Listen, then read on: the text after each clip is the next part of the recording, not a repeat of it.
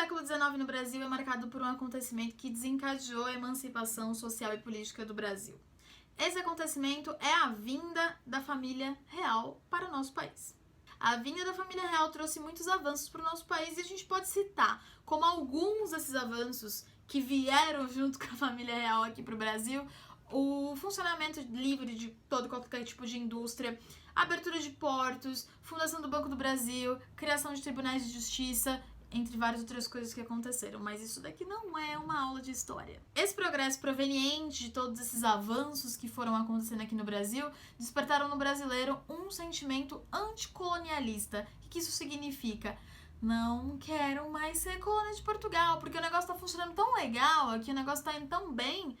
Por que eu tenho que continuar sendo colônia? Por que eu não posso me emancipar? Esse sentimento anticolonialista trouxe um pouquinho mais tarde, lá em 1822, a emancipação política do nosso país, que a gente vai chamar de independência do Brasil, 7 de setembro de 1822.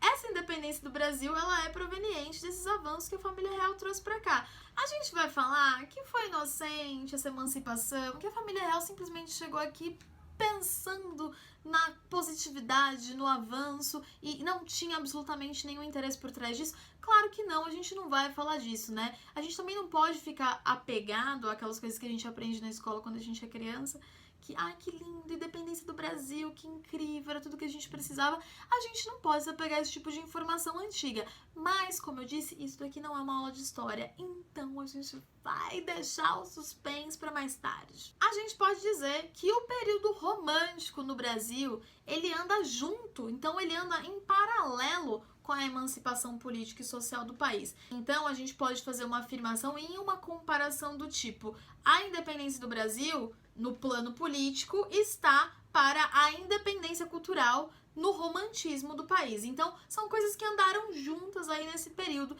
Esse sentimento anticolonialista, esse sentimento nacionalista que surgiu, que nasceu no brasileiro depois desses progressos, foi muito positivo culturalmente para o nosso país, porque daí a gente começou a criar uma coisa chamada de literatura nossa, literatura que não imitava mais a literatura europeia, a literatura portuguesa.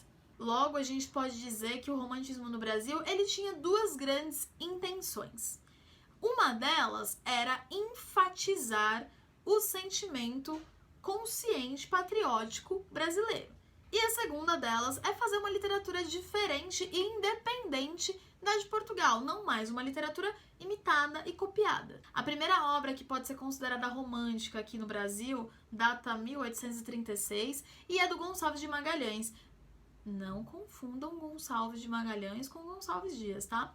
Enfim, ela é do Gonçalves de Magalhães e se chama Suspiros Poéticos e Saudades. Então, basicamente, a gente pode dizer que o romantismo no Brasil, ele repete as características do romantismo europeu, por mais que a gente tenha dito que ele não queria copiar nada, mas ele repete as características do romantismo europeu com algumas particularidades tipicamente brasileiras. Que particularidades são essas? A primeira é destaque para cor local. Como assim destaque para cor local? Falar, enfatizar muito o verde, a natureza do Brasil. A segunda é o indianismo. Então, a temática indianista, falar do índio, José de Alencar que eu diga, eu não gosto do José de Alencar. Eu não vou falar sobre isso aqui. Mas ele é um escravocrata, né? Bom. A temática indianista, então colocar o índio como protagonista, colocar o índio em destaque na obra literária, era uma segunda particularidade que o romantismo brasileiro teve. Por mais que o índio tenha virado temática desse período, então o índio tenha protagonizado muitas das obras, inclusive nós estamos falando do José de Alencar nesse momento, a gente não pode esquecer da desculturação, do processo de desculturação pelo qual os personagens indígenas passaram durante esse período. Isso quer dizer que a maioria dos personagens indígenas das obras, elas abandonavam a sua cultura, seu povo, elas adquiriam traços tipicamente brancos, para quê? Para que a gente pudesse gostar delas. Então é uma falsa homenagem ao indígena, né? Não dá pra gente dizer que é uma forte, grandíssima homenagem ao indígena esse período aí romântico. A gente tem o indígena abandonando traços da sua cultura e isso não é legal, né? Quem já foi meu aluno e já teve aula comigo sabe que a gente já falou sobre isso muitas e muitas e muitas vezes. Inclusive foi aí que eu falei que eu não gosto de José de Alencar. Ai, gente, vou falar por que eu não gosto? Porque José de Alencar fala tanto que, né, trata do processo de formação do povo brasileiro, Iracema, tem toda aquela metáfora. Porém, José de Alencar esquece que tem um negro nesse processo, né? Só tem índio e branco. Ele esquece. Por quê? Porque ele era um burguesinho, escravocrata sim, e é isso, acabou, falei. E aí o terceiro traço específico aí dessa realidade brasileira a gente vai chamar de regionalismo. Então tratar especificamente das regiões brasileiras, principalmente as regiões afastadas dos grandes centros urbanos, vai ser uma característica também bastante expressiva nas obras românticas desse período.